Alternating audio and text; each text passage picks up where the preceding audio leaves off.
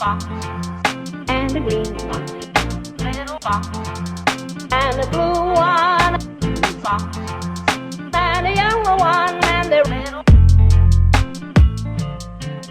and the box and the green one.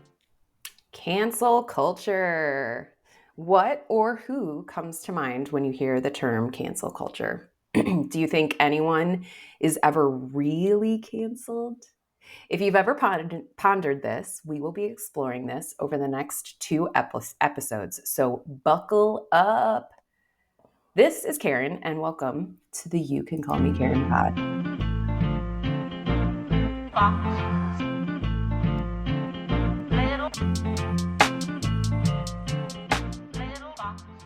All right, welcome back for another installment of You Can Call Me Karen.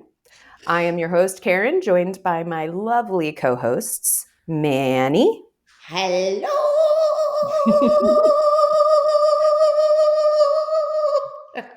Wow. That was Manny, if you weren't clear. And that was my soprano.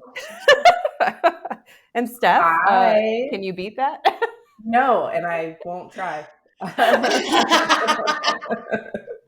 Off to a strong start.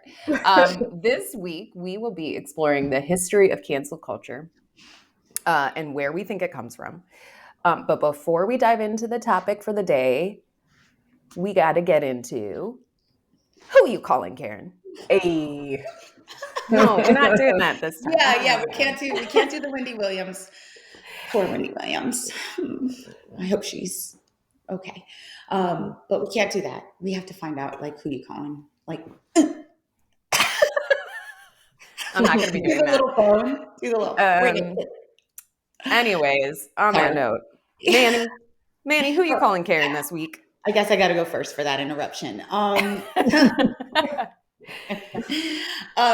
I am calling. I love that we have Karen on this podcast, and I'm going to throw this back to one of my favorite Karen moments that occurred in September when we were all together for alumni weekend. We were on campus. We already talked about the time when you had the smoothie incident. Yeah, and you were like, I don't believe I should have a number. I'm Karen. Not exactly how it went down, but I like that better. Revisionist history.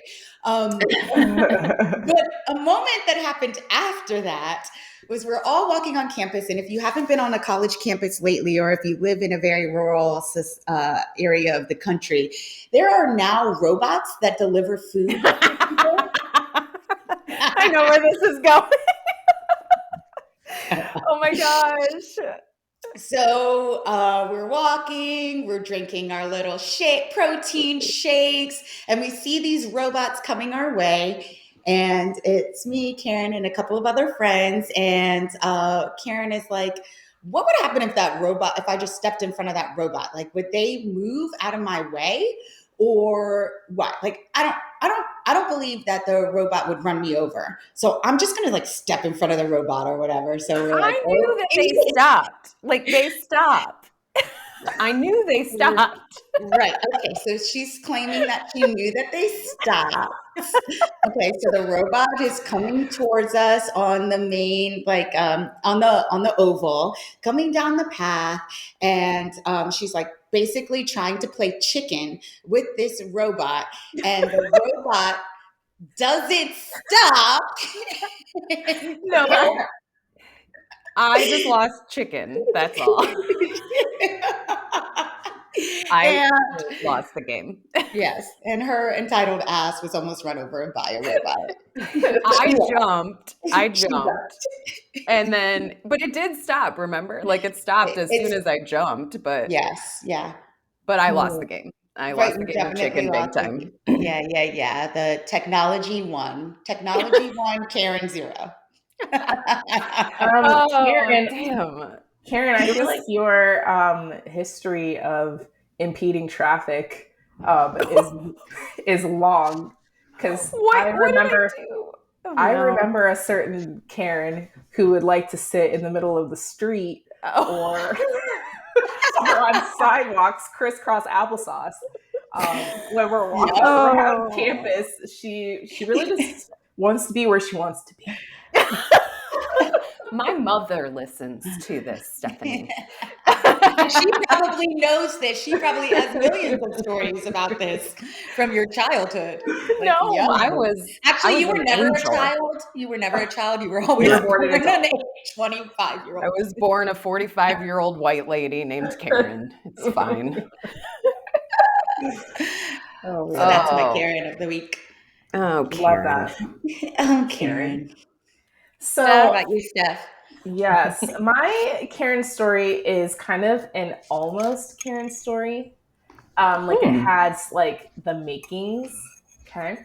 So, I'm intrigued. yeah, this is actually kind of funny. So, my family, we traveled over the holidays and we were doing family boarding.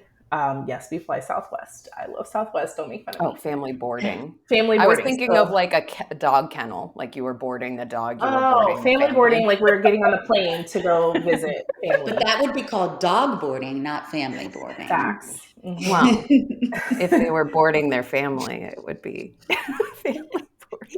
Anyways, So Steph. if you are not a Southwest enthusiast, as I am, they board A group and then they do like A-list preferred, extended time, and then if you have a child 6 or under, you get to go on before the B group. And so we were doing family boarding, and she paused and like waited anybody else A preferred, blah blah blah. She's like, okay, families, you can come on up. And so there was a family in front of us.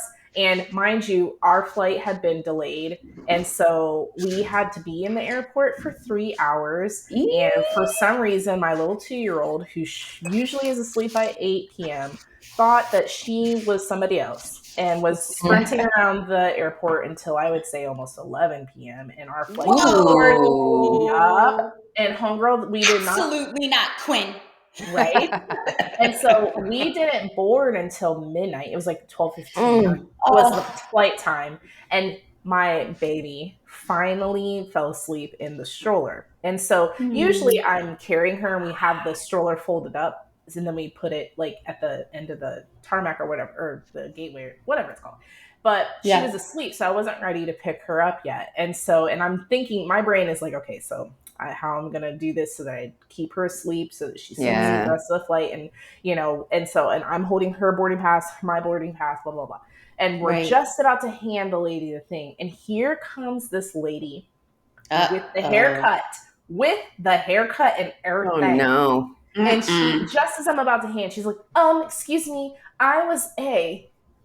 So she missed and so funny enough, the boarding agent like stopped like this, and I stopped like this, and we all just kind of stared at her, and she was like, and then she's like, okay. She did say it was an almost Karen. She almost went there. Okay, like good for her. She checked herself. She did check herself. And so then they took our stuff and then we rolled down. And then I feel like she must have like realized that we all thought that she was about to be a complete a-hole, because we get down to the end of the jetway. And so now I'm like, okay, let's try and pick Quinn up. You know, Quinn's pretty long and heavy. And so I'm like, she's just dead asleep. And so I was like, here, let's pull off to the side. And we're like, ma'am, you can go ahead. She's like, no, I'll wait. You guys do what you gotta do. Like sugary sleep. And I'm like, no, seriously, this is going to take a second. We have to fold up the thing. Man, you may go ahead. And so I get baby over the shoulder. We hand the whatever. And she almost Karen's again.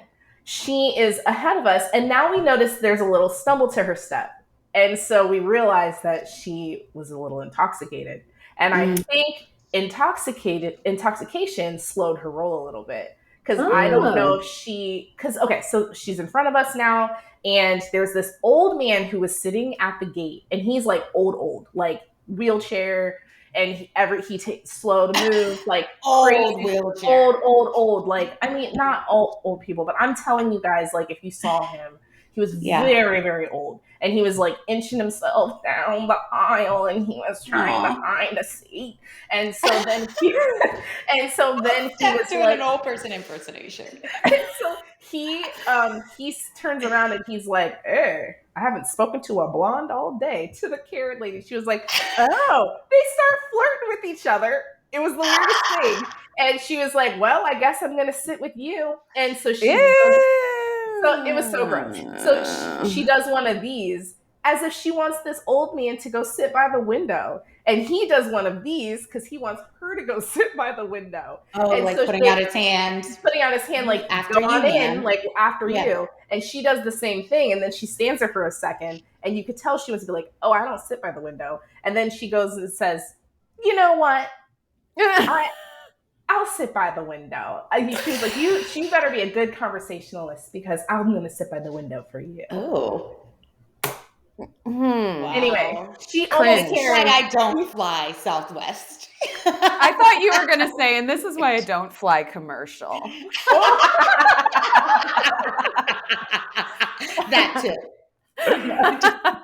But anyway, I'm like, we just watched this whole thing, like sleeping baby on the chest, like, oh, God. and What a spectacle. It's like 1 o'clock at this moment. It was 1 o'clock, and she literally was like, "Oh my God."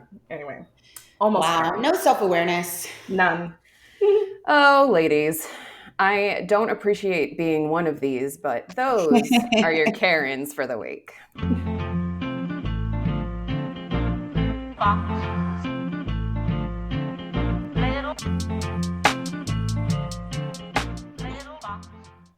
All right. So I think we have mentioned before that this pod kind of started from our group text that got us all talking about current events, pop culture, politics, etc.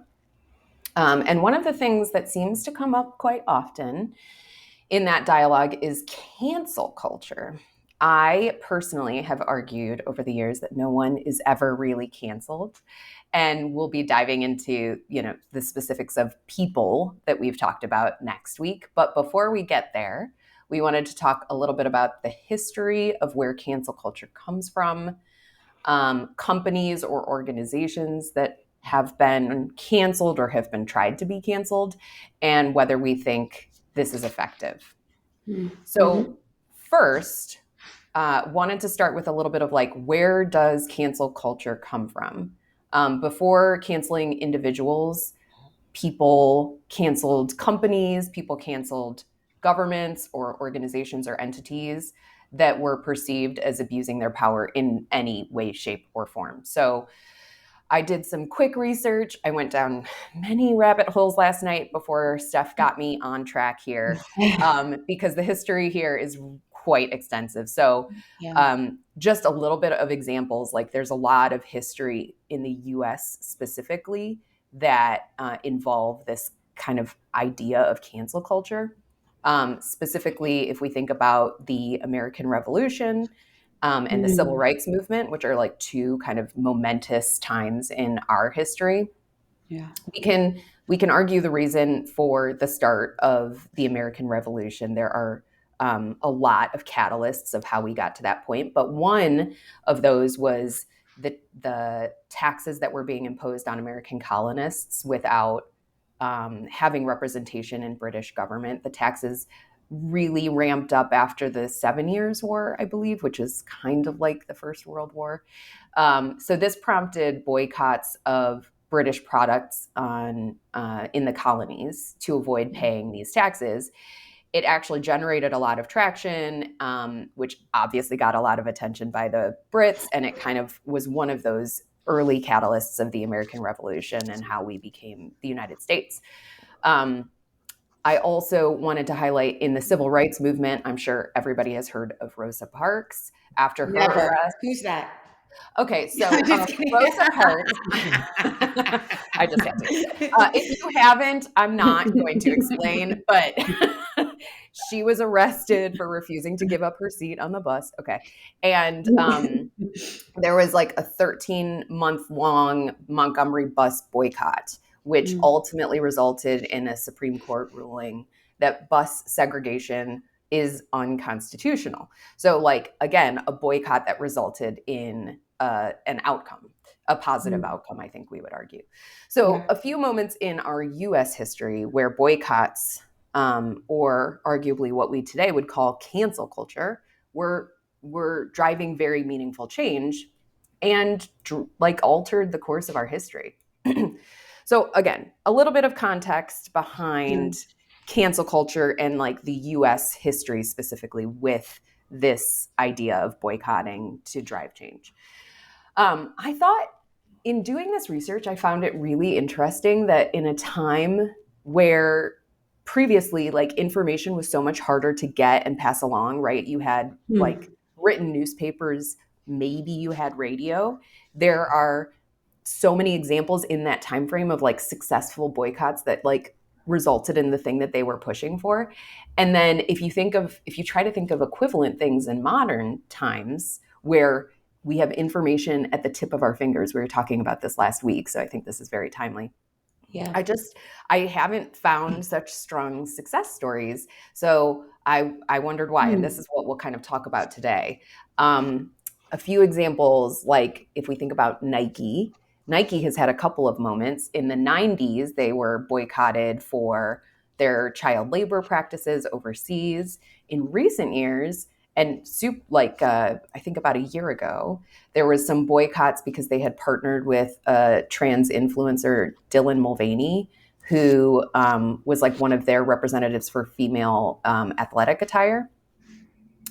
But despite their kind of checkered history, right, they are the most successful athletic apparel shoe sales are through the roof. Every year their revenues are increasing. So like these cancelings are very ineffective, as you can see.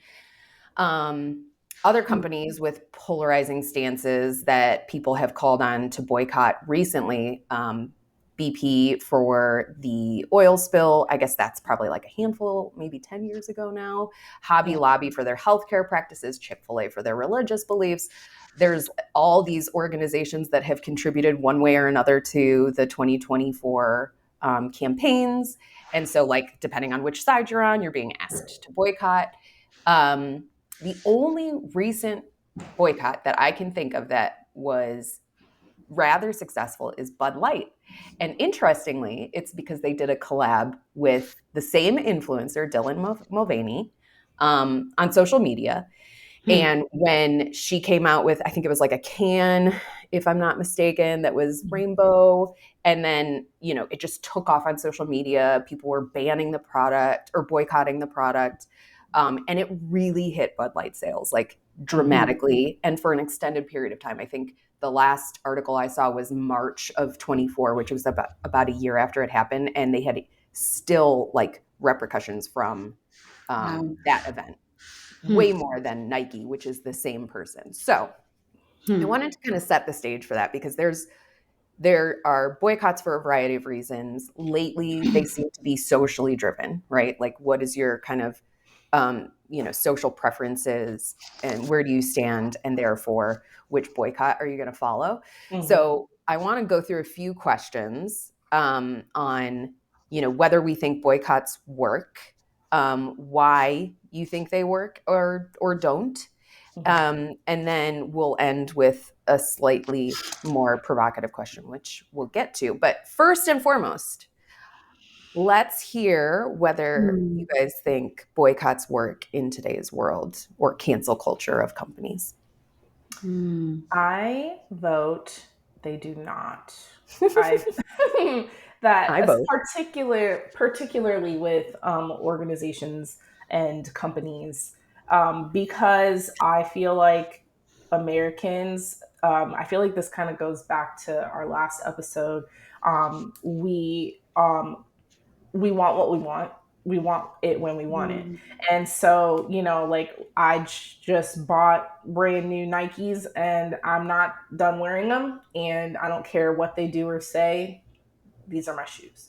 Or, Chick-fil-A, whatever they've done, those sandwiches are tasty. and so I'm gonna keep buying them, and you can't tell me what to do.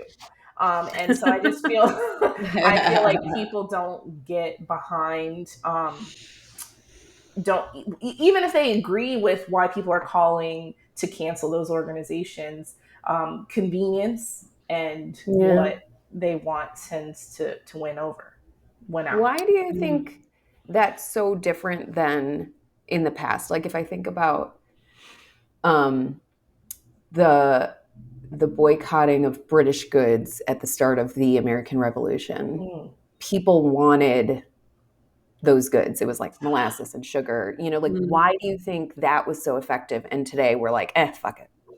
I think because less product was being produced and we came onto new soil where we found different raw materials that we could use that um, we we could substitute for those materials that were being shipped in. Mm-hmm.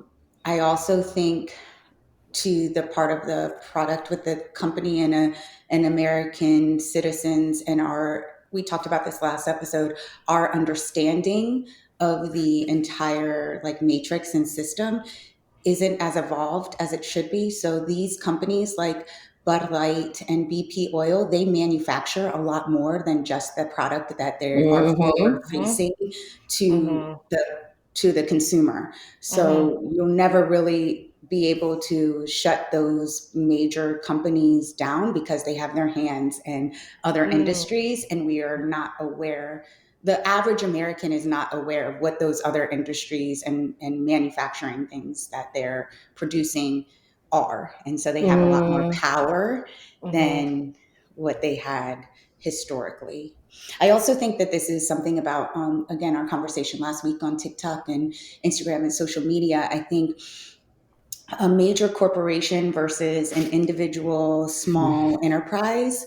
Um, there's if I get on social media and I start talking about canceling these companies, it's perceived as like virtue signaling, and Mm-hmm. then my comment section now gets inundated with negative feedback from people who might not agree with me, and in turn as a small enterprise that might cause me to change my tone. And I think we're seeing that right now with the afterfacts of the election and the war in Gaza and the Free Palestine movement. I think it's been quieted after the election. And that's something that, like, I think that's a consequence, whether, I'm saying consequence mainly as like an outcome of the size and the power that that movement had. And it was it was able to make it into our feeds and our news because it was more of a voting. It was more of a topic for like who we were going to vote for. But now that the Election, outcome yeah. of the election has happened, it's not as Mm-hmm. alluring as it Mm. previously was. So I think that, yeah, I don't know. Those are my thoughts. Whether they were coherent, I don't know. We do not Um, strive for coherence here. I feel like I think Manny, you might have sent us this like meme or like video where a woman, I don't remember her name. I feel bad to bring it up without having her name, but she was being interviewed like on a red carpet, and she was like, "And so we got to mess their money up." Oh, Um, yes. you know what I'm saying? And Yeah. I feel like when there was the rally around the Boston Tea Party and boycotting British goods, there was an immediate, it would cost less if we were no longer required to pay taxes. But Mm. canceling Nike doesn't change the cost of the product. It doesn't change anything for the end result. And when I think about, like, you brought up the BP oil spill, I remember they did a long campaign. Like, I remember, like, because people like BP would drive past BP and it would be empty. Yep. And Mhm. I remember, like, back then there wasn't streaming. Like, people watched commercials still. BP's commercials. Do you guys remember those? They were like Yeah. um, all the things that they're doing for preservation of animals in the sea, and like they really like fought for people to trust them again. And so I feel like it worked for the Tea Party and like before, because there was an actual tangible result, because it costs less if we're not paying taxes to another organization. Whereas now, like to Monika's point, Nike's going to Nike, whether you buy their sneakers or not, because Nike is so immersed in so many other things that we may not even know about. Yeah. And I will say, again, this goes back to like the way we study history is really important, because we have a certain sense, like to the victor go the spoils, right? Yes. But let's remember that there were people who did not want to go against the British. There were anti-revolutionists, and blood was drawn for that to happen. There was war over that, right? So violence was shed.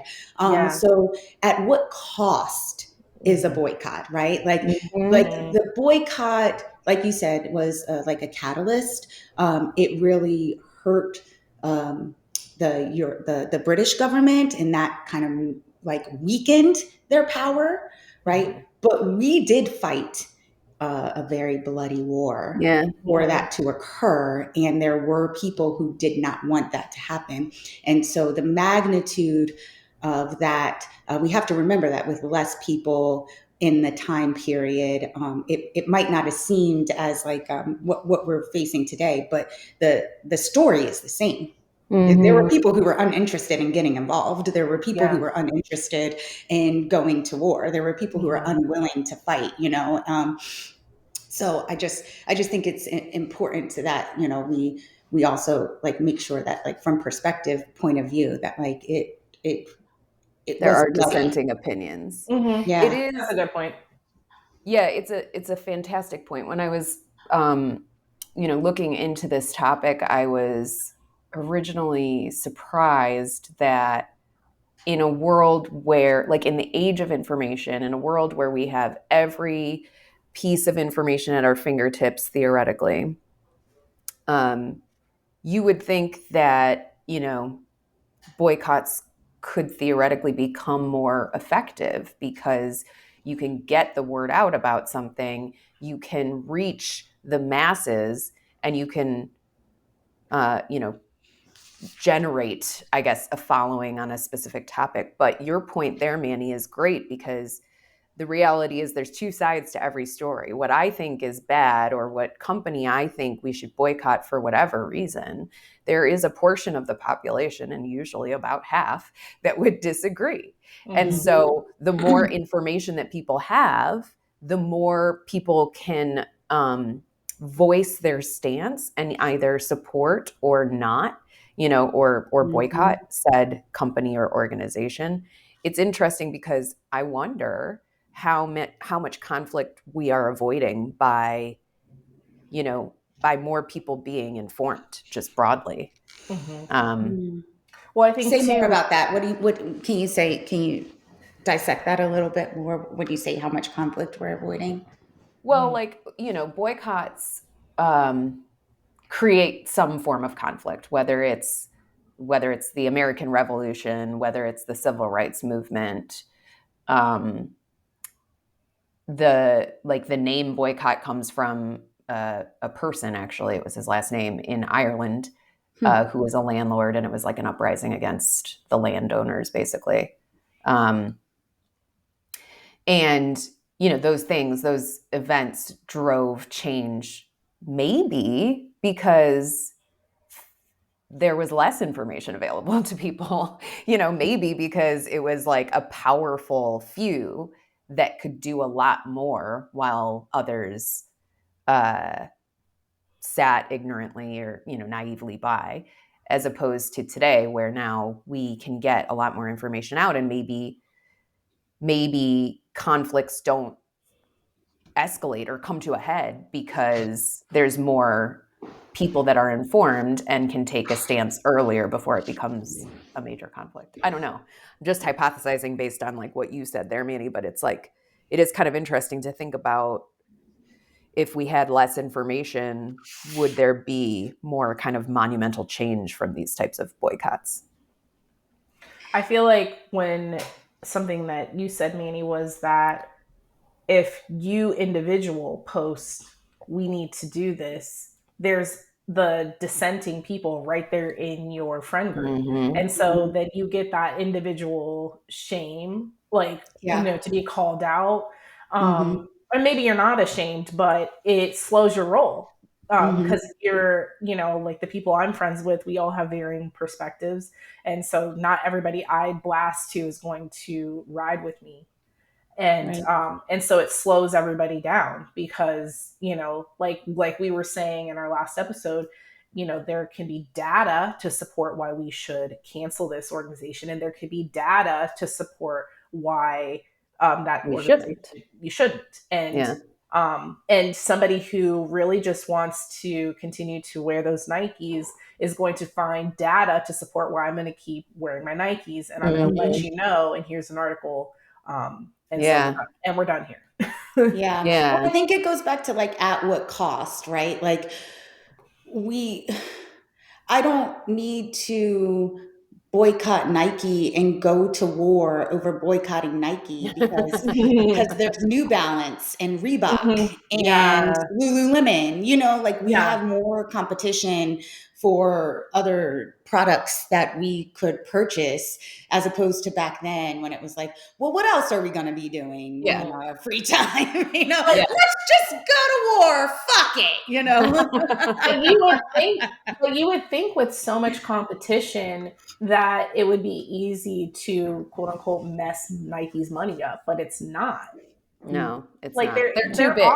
There are a lot of They're options. too big to fail. There's so many brands that you could use instead, and but trying to convince people that try these other brands isn't working, or doesn't work. Yeah, this is like not that I think Nike, not that I'm not proposing that we all boycott. No, Nike. They're just the example. They're the example. No, and this is why I think the idea of like just access to information really changes the outcomes of these types of events, because there is half of the population, I'm making up the number, but some portion of the population that's like boycott Nike, and they do that. And then there's another portion of the population that's like, wait, I love Nike, or I believe in what they're doing, and therefore I'm going harder at them. And so now we're just back to where we started, and Nike's good to go. Again, using Nike just as the example. So like, building on that a little bit, I thought it was interesting as I was researching this, that Dylan Mulvaney specifically came up in two events that had like it seems like massively different impacts on the organizations that were targeted. And I'm curious if that's surprising to you too, if you have thoughts about like, why do you think that is? Why do you think one was so much more successful than the other? Bud Light versus Nike. Well, you said Bud Light was, to remind us of the time, Bud Light was they were both like in the 2023 timeframe. They were pretty close to one another. Yeah. I'm not familiar with this, so I'll let you go, Steph. I think with the Bud Light thing, first of all, I think it was because I remember there was like a commemorative can with Dylan Mulvaney's face on it, but it wasn't actually going to be sold. So it was silly that people were like acting like a dang fool over it, because it ended up not being, it was just something they made for her, I think. Made for her, and she like held it up, but like I think people thought that meant that was going to go into production, and it never did. And then I feel like maybe it was around the time when so many organizations do their, and like not to be any kind of way, but like that performative rainbow everything in June kind of a thing. And so that was part of like, and so I feel like, everybody knows someone who supports the LGBTQ community. And so the LGBTQ community kind of like rose up. And it is shameful to be hateful towards that community. And that's what, like, the people who were opposing Bud Light for spotlighting her was very much misogynistic, very like, yeah, homophobic. And so they looked silly. So the masses were like, no, I support Bud Light. It kind of caused the flip. People were like, oh, I'm buying Bud Light. I haven't drank Bud Light since I was 21. But actually, Steph, the Bud Light's revenues were dramatically hit in a bad way. Really? They lost a lot of money. Mm-hmm. A lot of money. Interesting. Yeah. You said that they didn't put out the product. You said they didn't put out the product. It was just the collaboration with this influencer. It was just them like essentially taking a stand, in support of the LGBTQ community. Mm-hmm. Yeah. And that rubbed their clientele wrong. Well, I think that this is like actually a conversation about, we're talking about companies and products and also law and legislation. So the successful boycotts, or quote unquote successful boycotts, were changing laws. A company cannot change law. So hitting a company in the product, hitting a company by not purchasing their product might not lead to legislative change because they don't have influence in our government. So I think that that's part of why we don't see a success with boycotts, because we're talking about boycotting companies and organizations. The reason why they were effective before was because it was about making legislative change to our rights and our freedoms. But we have the right and the freedom to purchase from whatever company and organization that we want. I think the equivalent would be, or like the purpose behind like boycotting a company, for example, is to effectively put it out of business, to boycott it to the point where they can't make a profit and therefore they go out of business. So that would be the equivalent to legislative change. That's what I'm saying. That's why I think people don't do it, because it's like, who cares if this company goes out of business? It's not affecting my rights or my individual freedoms in any sense. It's just like less important to them. Yeah. And it's like, if it doesn't affect my rights and individual freedoms and I can purchase from another company, right? Like Hobby Lobby, for example, I don't purchase things from Hobby Lobby. I don't need to post it on social media. I don't need to tell anybody about it because I just fucking shop at Michael's or Etsy. You know what I mean? Yeah, that's interesting. But do you think, I feel like there's people who, in the act of, boycotting a company, are trying to say like, everyone should do this. This company should not be in business. They should not have our money. I think a better example of this is Planned Parenthood. People standing outside of Planned Parenthood and trying to boycott Planned Parenthood, because that has more of a direct impact on legislative rights and freedoms. Personally, I see you pondering. Yeah, I'm pondering. Sorry. Yeah. Because I think the thing that I'm trying to debate in my head is, like, a boycott is not exclusively about legislative rights and freedoms. I understand, though, the point that rallies more passion. And so it may get a better following or outcome. But I think you can boycott a lot of things based on, whatever the topic or the flavor of the week is. And the point with companies is about putting them out of business. But like, we're nowhere near doing that in any way these days. And I think it's because of access to information. Has a company ever been boycotted to the point of being put out of business?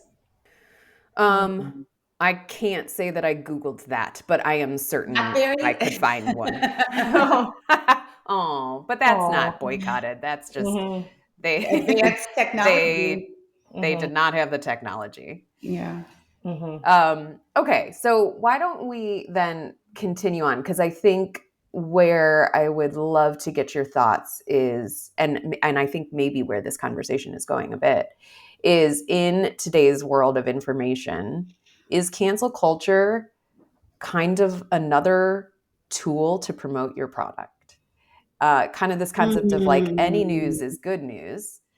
So you're getting attention to the good or service that it is like that you're selling. And this is like super cynical of me, but like, do you think that there is some form of marketing out there where companies are like, it doesn't matter what gets us in the news cycle, if people are talking about us, that's good publicity?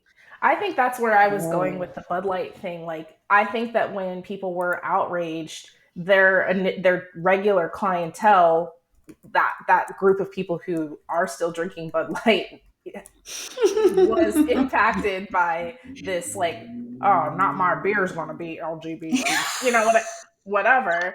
And I'm so sorry. That's so judgmental. What? Who am I?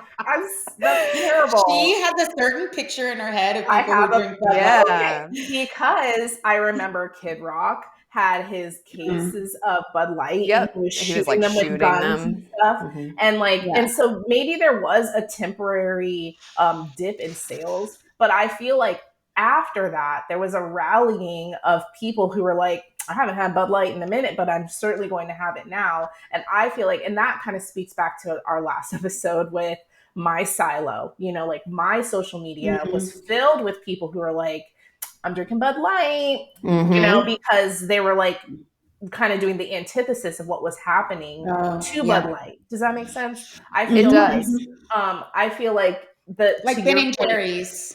Like Ben and Jerry's, exactly. Like when they do their posts, the people underneath are like, your ice cream is really freaking expensive, but I just bought a pint because I love what you're saying and what you're doing. I feel like Bud Light's campaign after really called people out, like, so do you not support the LGBTQ community? Like, and it made people who were boycotting them, like, they were like, bye, you're not welcome here then. Like, don't buy our products because this is what we stand for. We stand for inclusivity. And so I feel like the people who got loud, and yes, their sales dipped, I feel like it opened up a channel for people who maybe weren't necessarily drinking Bud Light, and using it as okay, well, that's my beer now. If we're gonna be buying light beers, you know what I mean? You are throwing so much shade. If we're gonna be drinking light beers, I am throwing so much shade. My apologies. I don't know who I think I am right now. I love it. We're here for it. Oh my gosh. That is so funny. I think that this is I wasn't considering this, but I think that this is oddly familiar with our conversation last week about the media, of like, when we say the media, does that also include corporations and their marketing and their promotion? Yes. Like, is that what we're also talking about here? And how are we defining the media? And to your point, Karen, of like the influence that it has, maybe it doesn't have a very maybe it has more of an indirect impact on legislation and the like collective consciousness of the people to make them aware of the way that they are voting by who they put on their product, right? So now you have this propaganda machine where it's like you automatically associate Kid Rock with right-wing media and conservatism, right? And so if he is on a certain product, that kind of shifts your subliminal to support or not support purchasing a product. And maybe they have so much money that they don't give a fuck if you don't purchase their product or not. They have succeeded in putting that messaging and signaling into your consciousness that you will now vote a certain way, and that political candidate now has access to them and their organization, giving them more power to do whatever it is with the other products that they are doing that isn't even directly involved with the product that they're selling to you. It's like creating the ultimate emotional connection to a product by like tapping into like your core beliefs, right? So it's like the propaganda machine you said, that's what like sticks with me, is this like very intertwined world between our companies and our politics that's becoming kind of like frightening in a way, in how they tap into our like very emotional responses to yes, because the politics us. is part of what causes people to want to boycott. It's like this circle too. It's like, Yeah. If like, we're talking about Hobby Lobby and, not supporting women in their who work for them to have birth control or whatever.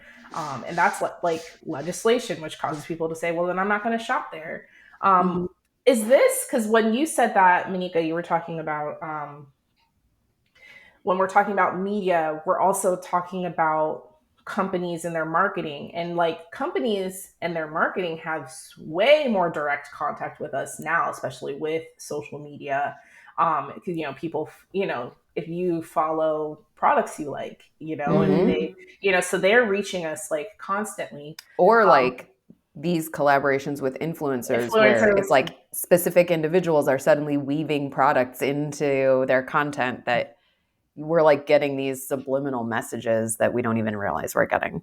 But to that point with the subliminal messages, and so tell me if this is like not related at all to what we're talking about, but my brain went here, is like pharmaceutical companies and, the argument that, they are kind of like they're in the pockets of politicians. And so, that's why like pharmaceutical and insurance companies, and like, what happened with the CEO of United Healthcare, and the uprising around that. It's just like, I don't know, my brain went there because of messaging and access to the information that we're given, and how, what keeps us sick, and why we need insurance and stuff. It's just, I don't know, my brain went down this rabbit hole of just like, all these corporations that have a huge influence on our legislation,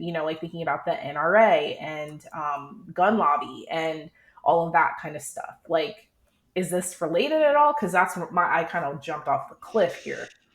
Yeah. I mean, I'm in it. we could have a whole season dedicated to this, I think. The board has been built. It's been built. I'm not normally one for conspiracy theories, but your comments here are quite intriguing. I do think all of these things are intertwined. I think at the end of the day, I would be curious to do a bit of research on like what other countries around the world do relative to boycotts or cancel culture, because it is such a big topic in the US. And as I was like researching it, it felt very cultural for us. Like we have a history with boycotts and like driving change as a result of that type of activity. Yeah. And so I guess I'm wondering in my mind, like, is this a phenomenon because of the like individualistic, capitalistic culture that we operate in? Or is this something that's more broad, like human nature? I don't know the answer to that question, but maybe something we can explore in a future episode. I love that. Wandering. That's a really like wonderful perspective to take of like, is this a very unique American phenomenon versus the world? Oh my gosh, I have like the best confessional. Well, it's perfect because I was going to steer us into confessional. So Steph, take it away. Well, I feel like when I don't know where that came from. She is sassy. I'm sassy today. I'm so sorry. So I feel like Americans, because of capitalism, tend to be individualistic, and that's why boycotts and such just don't take off, because we don't care about each other. We care about that's fascinating. Yeah. And what makes me think of it is our response, the United States response to COVID, and how people were so, you know, like at the beginning of it, at the very beginning, you know, it was very much like we need to, as a community, wear masks and limit social and people are like, my body, my freedom. They were scared, you know, and I felt like that was a point when I realized that the United States, because of capitalism and individualistic perspective, we did not rally and did not come together to beat COVID as quickly as we could have, you know, while other countries really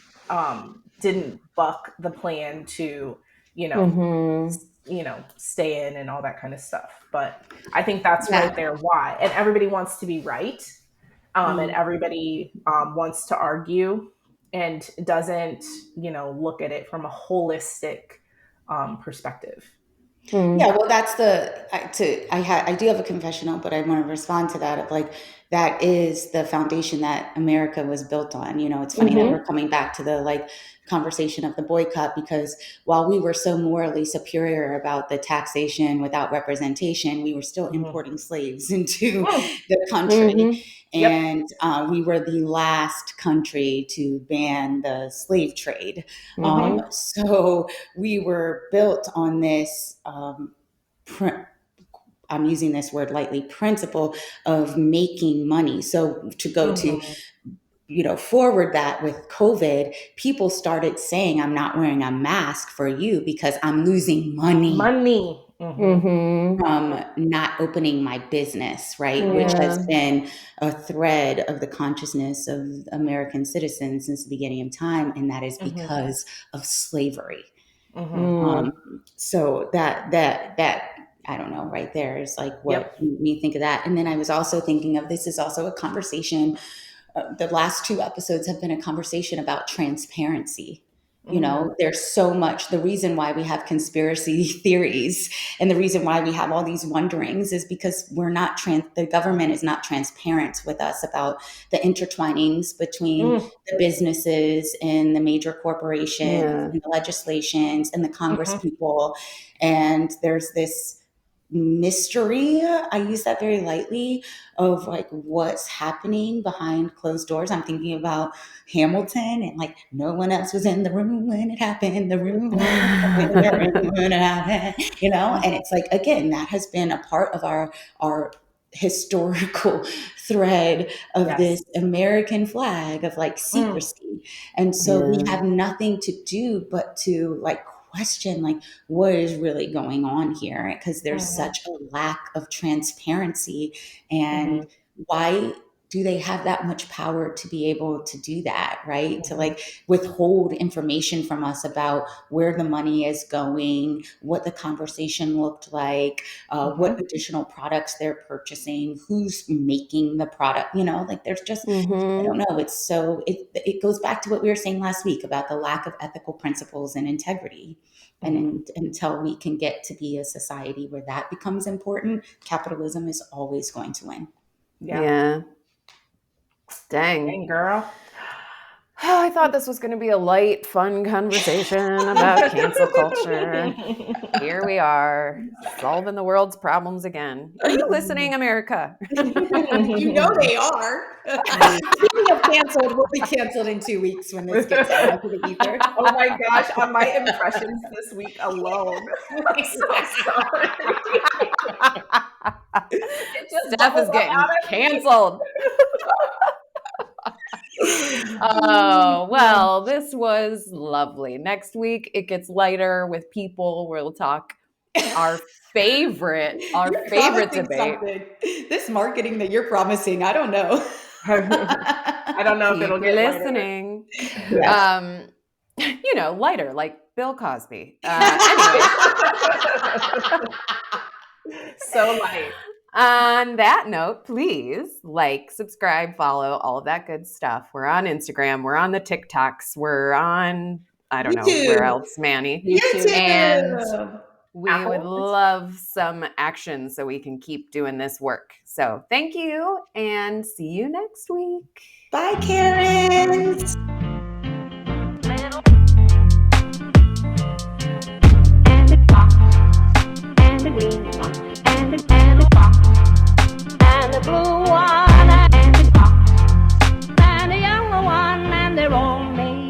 ticky-tacky, and they all look just the same.